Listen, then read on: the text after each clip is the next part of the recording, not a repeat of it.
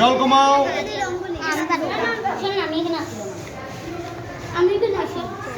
হ্যাঁ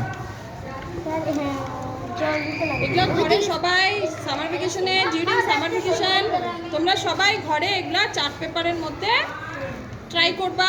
আর খালি এগুলা না, এরকম আইডিয়া আরো নিজেরা বার করবা, কইরা করার ম্যাম চেষ্টা তোমাদের করবা। লিংক দিয়ে দিব, আমিও লিংক দিয়ে দেবো, ঠিক আছে? আমরা গ্রুপে লিংক দিয়ে দেবো, ঠিক আছে? দেখা করার চেষ্টা করবা। নিশ্চয়ই কিনবা, কালার না কিনলে পরে হবে কিভাবে?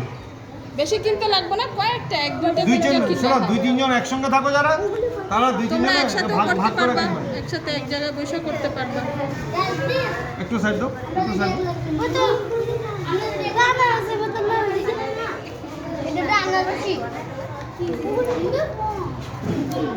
এই একটু সাইড দাও, একটু সাইড দাও, একটু সাইড দাও।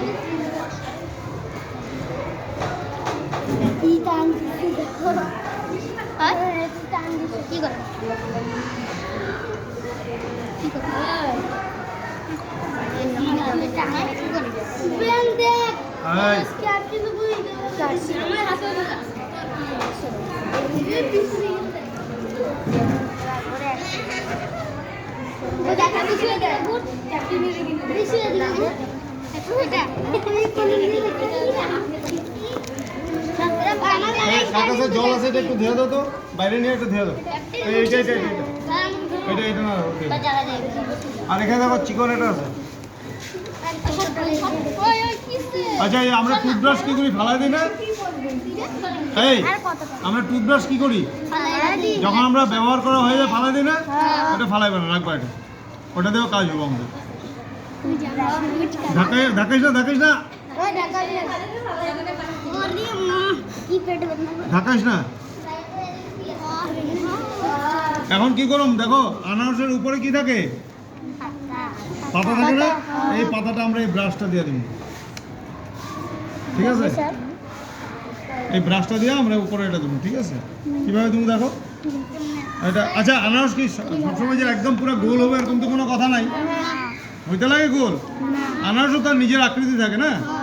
তো এখান থেকে আমরা কি করবো, দেখো এটার বসায় সাইড দাও, একটু সাইড দাও, একটু সাইড দাও, সাইড দাও, একটু সাইড লেগে যাবো, আমার গায়ে লাগবো, একটু সরো, একটু সরো, সরো।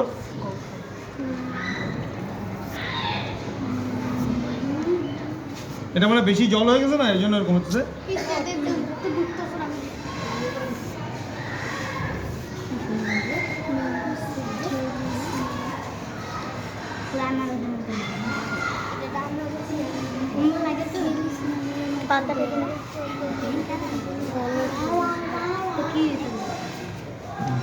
হয়েছে না মোটামুটি?